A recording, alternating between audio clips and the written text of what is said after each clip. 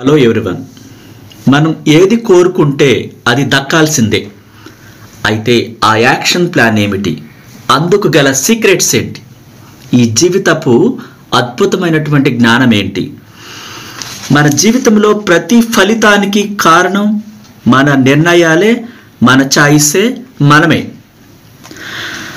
అలాంటిది మనం మారాలి అంటే, ఫలితాలు మారాలంటే మనం తీసుకునే నిర్ణయాలు మారాలని ఆలోచించం. మనం చాలాసార్లు ఫలితాలు ఎందుకు మారట్లేదబ్బా అంటూ క్వశ్చన్ మార్క్ వేసుకుంటాం. కానీ మనం యాక్షన్స్ మారుస్తున్నామా, డిఫరెంట్గా ఆలోచిస్తున్నామా, అప్పుడే కదా ఫలితాలు వస్తాయి అన్న ఆలోచన మర్చిపోతాం. Welcome to my channel.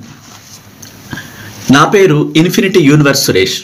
నేను సెలబ్రిటీ లైఫ్ కోచ్ని, ఇంటర్నేషనల్ మోటివేషనల్ స్పీకర్ని, లా ఆఫ్ అట్రాక్షన్ లైఫ్ కోచ్ని మరియు హోపోనోపోనో ప్రత్యేక హీలర్ని. మీరు కోరుకునే ప్రతి కోరిక మేనిఫెస్ట్ అవ్వాలని నా వంతుగా నేను విశ్వాన్ని ప్రార్థిస్తున్నాను. అలా మన ఫలితాలు మారాలి అంటే ముందు మన అలవాట్లు మారాలి, మనం ఆలోచించే విధానం మారాలి, రోజువారీ బిహేవియర్ మారాలి, యాక్షన్ మారాలి, హ్యాబిట్స్ మారాలి, పద్ధతులు మార్చుకోవాలి. ఫలితాల కోసం ఇంకా దేన్నైనా మార్చేసి డిఫరెంట్గా ప్లాన్ చేసి ఫలితాల కోసం ఎదురు చూడాలి. ఇవేమీ చేయం. మోస పద్ధతిలో గట్టిగా ట్రై చేస్తుంటాం. దానికి అనుగుణంగా సరైన దగ్గర దారి ఏది ఉందా అని ఆలోచించడం మానేస్తారు. ఇప్పుడు మనం తినే ఫ్రూట్స్ మారాలంటే ఆ రూట్స్ నుంచి వేసే విత్తనాలు, ఆ చెట్లు మార్చాలి, అంటే విత్తనం మార్చాలి. ఇవేమీ మార్చకుండా, మనం పూర్తిగా మారిపోకుండా మనకు కావలసిన ఫలితాల కోసం మనం ఎదురు చూడటం ఎంత అవివేకం కదా. If you do always what you are doing, you will get always what you are getting. మీరు ప్రతిసారి చేసే ఒకే రకమైన పనిని చేస్తూ వేరే వాటి ఫలితాల కోసం ఎదురు చూస్తుంటారు. ఎలా వస్తాయి అవి? మీరు చేసిన పని కోసం దానికి సంబంధించినటువంటి యాక్షన్ ప్లాన్ అమలు చేయకుండా మరొకటి ఆశించటం ఎంతవరకు కరెక్ట్? కాబట్టి ఫలితాలు మారాలంటే మన ప్రవర్తన పూర్తిగా మారిపోవాలి. అందుకే ఈసారి మీరు అనుకున్న ఫలితాలు పొందకపోతే కంఫర్ట్ నుండి డిస్కంఫర్ట్ ఎన్నుకోండి. డిసిప్లిన్ మీ మంచి అలవాటుగా మార్చుకోండి. పరిధులు నిర్ణయించుకొని మీ గోల్ మీద ఫోకస్ చేయండి. అప్పుడు మీరు అనుకున్న ఫలితాలను ఎవరు ఆపలేరు. అలాంటి ఫలితాలు పొందిన వారు అనేక మంది ఉన్నారు. సాహస కార్యం పిలుస్తుంది, ఏటికి ఎదురెదటం అంటారు దాన్ని. ఏ లోటు లేని నిర్దిష్టమైన జీవితం ఎవరికి పుట్టుకతో దొరకదు. అలా దొరికినట్టయితే ఇక మీరు దేనికోసం ప్రయత్నించాల్సిన అవసరము, ఆలోచించాల్సిన అవసరం, కష్టపడాల్సిన అవసరం, ఉద్యోగం చేయాల్సిన అవసరం, వ్యాపారం చేయాల్సిన అవసరం ఉండదు. ఏమీ సృష్టించుకోలేరు. అప్పుడు అన్నీ ఉంటే మీ జీవితంలో ఏమైనా సృష్టించాలి, సాధించాలి అనే కోరిక మీకు మాయమైపోతుంది. ఆ ఇష్టం పుట్టదు. ఎందుకు? అన్నీ ఉన్నాయి కాబట్టి. ఇక కలల కంఠం అయితే బొత్తిగా మానేస్తారు. ఎప్పుడు? అన్నీ ఉన్నప్పుడు. మీరు ఎటువంటి పరిస్థితుల్లో ఉన్నప్పటికీ మీ కుటుంబ జీవితం కానీ, సమస్యలు కానీ, చదువు ఆగిపోవటం కానీ, మీ కలల సార్థకం చేసుకునేందుకు అన్ని ఆటంకులు ఉన్నాయంటే మీకేదో నేర్పిస్తుందన్నమాట. విపరీతమైన అప్పుల్లో కూరుకుపోయారా? బిజినెస్ లాస్లో ఉందా? అన్ని దారులు మూసుకుపోయినట్టుగా ఇబ్బందికరం పరిస్థితిలో ఉన్నారా? అక్కడి నుంచే మీకు ఒక ఆలోచన స్టార్ట్ అవుతుంది. అన్నీ ఉండి ఏ పెయిన్ లేకుండా, ఏ బాధ లేకుండా అంటే ఆలోచనే పుట్టదు. అక్కడ అది యూనివర్స్ అవశ్యం ఆ విధంగా కల్పిస్తుంది అనమాట. ఒక వ్యక్తిలో ఒక రగిలే కాంక్ష రావాలంటే చుట్టూ ప్రాబ్లమ్స్ ఉండాలి. లేకపోతే దాని నుంచి ఒక ఐడియా రాదు. మీరు సాధించేందుకే ఇక్కడ పుట్టారు. మీ మైండ్, సబ్కాన్షియస్ మనసు, దాని ఆలోచనలు అంతులేని మేధస్సు. అది దాని ముందు వేరెవది పనికిరాదు. అంటే అపారమైన జ్ఞాని అనమాట సబ్కాన్షియస్ మనసు. ఆ విధంగా మీరు సబ్కాన్షియస్ మనసు ద్వారా ఏదైనా సాధించవచ్చు.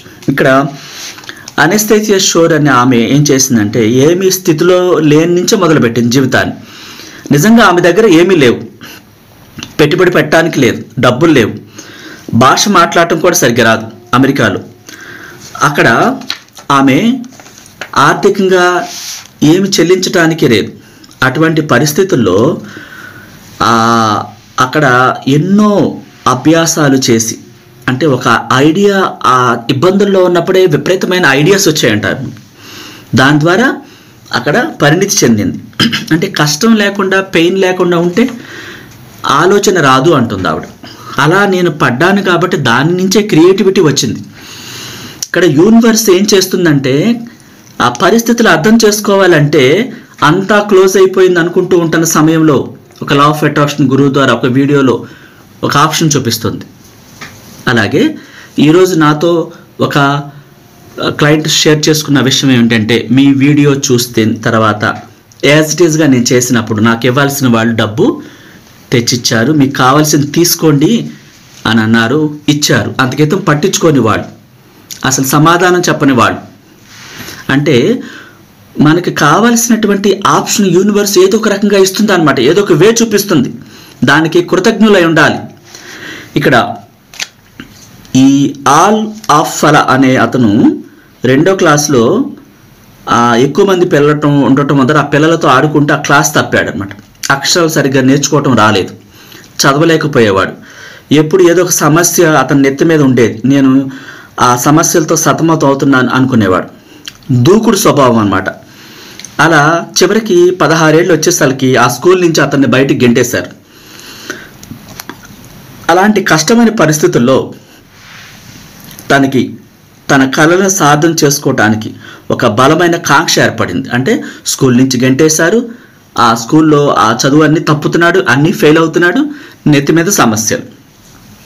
ఆ సమస్యలు చుట్టుముట్టి 16 ఏళ్ళు వచ్చేసరికి ఆ స్కూల్ నుంచి గెంటేసేసరికి ఆ జీవితం అంతా ఆలోచించుకుంటే ఆ సీరియస్నెస్ ఒక వే కనిపించింది దానికి.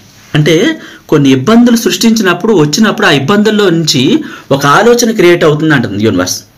లేకపోతే ఆ బాధ తెలియదు. ఆ పెయిన్ ఏం చేస్తుంది, ఒక ఆలోచన రప్పిస్తుంది. ఏమి పెయిన్ లేకుండా జీవితం నార్మల్గా నడుస్తుంది అనుకోండి, ఆ క్రియేటివిటీ పుట్టదు. ఇలా ఎందుకు ఉండాలి నేను ఆలోచన రాదు. తిరగటం ఇదే సరిపోతుంది. పెయిన్ తెలియదు. ఆ పెయిన్ తెలియనప్పుడు జీవితం బాగోదు అంటుంది యూనివర్స్. ఇక్కడ ఆ విధంగా వాళ్ళ తల్లిదండ్రులు అమెరికా వెళ్ళారు. ఆ సమయంలో చిల్లి గవ్వ లేదు. ఇతన్ని 16 ఏట గెంటేసిన ఆ వ్యక్తికి తనకు సంబంధించినటువంటి ఎలా జీవితాన్ని ప్రారంభించాలో ఆ తల్లిదండ్రులకు అర్థం కాలేదు. ఆ దేశంలో జనరల్గా పనిచేసిన ఒక అతను వాళ్ళ శుభ్రం చేసేటటువంటి ఆ పని దొరికింది. అక్కడి నుంచి అది శుభ్రం చేస్తూ వచ్చిన డాలర్లు తీసుకుంటూ అక్కడ ఉన్నటువంటి కొంతమంది ఒత్తిడి చేస్తూ సరిగ్గా చేయట్లేని తిట్టడం ఇలాంటివన్నీ చేస్తున్నా సరే వాటి నుంచి ఈ క్రియేటివిటీ నేర్చుకుని విజయాన్ని సాధించడానికి అందరూ తిడుతున్నారు, పొగడేలాగా ఏం చేయాలని నేను ఆలోచించడం ప్రారంభించాడు అతను. ఆ పొగడ్తలకి ఆలోచన క్రియేటివిటీని రప్పించి డిఫరెంట్గా ఒక మోస పద్ధతిలో పని చేయకుండా లోపల ఒక సాంగ్ రన్ అయ్యేలా చేసుకోవటం, అంటే జీవితాన్ని ఇష్టంగా ఆ పనిని ప్రేమించడం మొదలుపెట్టాడు. చేస్తున్న ఉద్యోగాన్ని, చేస్తున్న బిజినెస్ని, కలిగి ఉన్న ప్రతిదాన్ని ప్రేమించడం మొదలుపెట్టినప్పుడు అవకాశాలు ఆ ప్రేమ రూపములు అన్నీ ప్రేమగా మారతాయి అంటుంది యూనివర్స్. విజయాల వెల్లువలేగా అతనికి వచ్చి పడ్డాయి. అందుకేతో నిరాశగా నన్ను తిట్టారని చెప్పి వాళ్ళని లోపల తిట్టుకుంటూ ఉండేవాడు. అట్లా వ్యతిరేకించే ప్రతిదాన్ని, ఆ చదువుని అన్నిటినీ కూడా వ్యతిరేకించేవాడు. నాకు ఎందుకు ఇలా తయారవుతున్నారు, మీరు అందరూ నాకు వ్యతిరేకంగా ఉన్నారు, ఈ మాటలు అనకూడదన్న సంగతి తెలియలేదు. ఎప్పుడైతే లా ఆఫ్ అట్రాక్షన్ గురువు ద్వారా ఆ మాటలు రివర్స్ అంట మొదలుపెట్టాడో, ఆ రివర్స్లో తనకు అనుకూలంగా ప్రకృతి, ప్రపంచం అక్కడ చేస్తే అంతకితం తిట్టిన వాళ్ళు పొగట్టడం మొదలుపెట్టారు. అంటే తన యాక్షన్ ప్లాన్ మార్చాడు. అందుకేతం నన్ను స్కూల్ నుంచి గెంటేశారు, నా దగ్గర డబ్బులు లేదు, నాకు సమస్యలు, తల్లిదండ్రులు చూస్తే ఇట్లా ఉన్నారు, అన్ని రకాల ఇబ్బందులే ఉన్నాయని ఆ ఇబ్బందులనే ఫ్రెండ్స్తో చెప్తూ అదే పనిగా దాన్ని రిపీటెడ్గా ఎక్కువ ప్లాన్ చేసి అనుకుంటూ ఉండేవాడు. ఆ యాక్షన్ ప్లాన్ ఇప్పుడు మార్చాడు గురువు ద్వారా. ఈ పద్ధతిలో వెళితే నీకు పని అవ్వదు ఎప్పటికీ కూడా. ఒక రూట్లో వెళ్తున్నావు, పని దొరకట్లేదు, పని అవ్వట్లేదు, రూట్ మార్చాలి, యాక్షన్ ప్లాన్ మార్చాలి కదా అని గురువు చెప్పిన పద్ధతిలో యాక్షన్ ప్లాన్ మార్చి గ్రాటిట్యూడ్ చెప్తూ రివర్స్ చెప్పడం మొదలుపెట్టాడు. ఒకవేళ ఒక వ్యక్తి తను నిందించినా ఇది నా మంచి కోసమే, థ్యాంక్ యూ అని అతన్ని మనసులో తిట్టుకోకుండా విశ్వానికి థ్యాంక్ యూ చెప్తూ అతన్ని తిట్టిన దాన్ని పొగడ్తల కింద తీసుకునేవాడు. అప్పుడేమవుతుంది, రివర్స్ అవుతుంది. అతను తిట్టడం మానేశాడు. ఈ థ్యాంక్ యూ చెప్పడం వల్ల, గ్రాటిట్యూడ్ యాక్సెప్ట్ చేసి విశ్వానికి థ్యాంక్ యూ చెప్పడం ద్వారా విశ్వం ఏం చేసింది? ఆ ఒత్తిడి చేసి తిట్టే అతన్ని పొగట్టం ప్రారంభించేలా చేసింది. ఇతను అతని తిట్లని ఆశీర్వాదాలుగా తీసుకోవటం మొదలుపెట్టాడు. లోపల కణకణాల్లోనూ కూడా కోపం పెంచుకోకుండా. ఈ బయట ప్రపంచంలో ఈ ప్రకృతిని, పంచభూతాలను ప్రేమించటం ద్వారా ఈ కణాలన్నీ కూడా యాక్టివేట్ అయ్యి మన నుంచి ఆ ఎనర్జీ లెవెల్స్ అన్నీ కూడా ప్రేమ రూపంలో ప్రపంచంలోకి వెళతాయి. వాటి నుంచి ప్రేమ వస్తుంది. సహజంగా మనకి ఏమైనా వస్తుంది? ఎవరైనా తిట్టగానే విపరీతమైన కోపం వస్తుంది. నన్ను అంటారని ఆ రోజంతా పీకులాడుతుంటారు.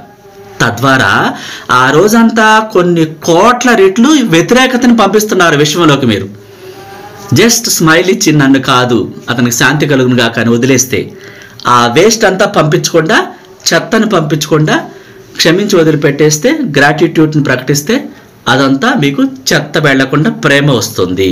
ప్రతి వస్తువుని అట్రాక్ట్ చేస్తారు. ఒక ప్రేమ జ్వాలలాగా రగులుతూ ఉంటుంది శరీరంలోంచి. ఆ ఎనర్జీ లెవెల్స్ అన్నీ కూడా ప్రేమ రూపంలో, ఆ ఎనర్జీ లెవెల్స్ అన్నీ బయట ప్రపంచంలోకి వెళ్తాయి ఒక రగిలే జ్వాలలాగా. ఇక్కడ చాలా జాగ్రత్తగా అర్థం చేసుకోవాలి ఈ సబ్జెక్ట్. ఎక్కువగా కష్టాల్లో ఉన్నప్పుడు ఈ ఆలోచన రాదు ఎవరికి కూడా. నన్ను తిట్టారు, నన్ను అవమానించారు, వాళ్ళకి కూడా ఏదైనా చెయ్యాలి. క్లాస్కి అడుగుతుంటారు, సార్ నన్ను పలానా వాళ్ళు ఏ రకంగా మోసం చేశారు, వాళ్ళని కూడా వాళ్ళకి కష్టాలు వచ్చేలాగా చెయ్యాలి, అలాంటి క్లాస్ నాకు కావాలి అంటారు. అది అవివేకం అని చెప్తాను. ఎందుకంటే ఇక్కడ ప్రాపంచిక శక్తులు, విశ్వం ఇవన్నీ కూడా ప్రేమతత్వంతో నింపబడి ఉన్నాయి. వ్యతిరేకతని ఎవరి మీద చూపించకూడదు. మనకి వ్యతిరేకత పెరిగిపోద్ది అనమాట. కక్ష పెట్టుకోకూడదు. క్షమించి వదిలిపెట్టినప్పుడు నీకు విశ్వశక్తి బ్లెస్సింగ్స్ ఉంటాయి. అంటే అణిగి మణిగి ఉండటారు. లక్షల కోట్లు సంపాదించిన వాడు ఎంత తెలివిగా ప్రేమగా మారిపోతున్నాడు మరిన్ని లక్షల కోట్లు పొందటానికి. అదే కోపము పగా పెంచుకుంటే ఇవన్నీ ఎగిరిపోతాయి అన్నమాట. ఈ సీక్రెట్స్ తెలియాలి dear friends. Thank you so much. నచ్చితే లైక్ చేయండి, షేర్ చేయండి. కొత్త వాళ్ళైతే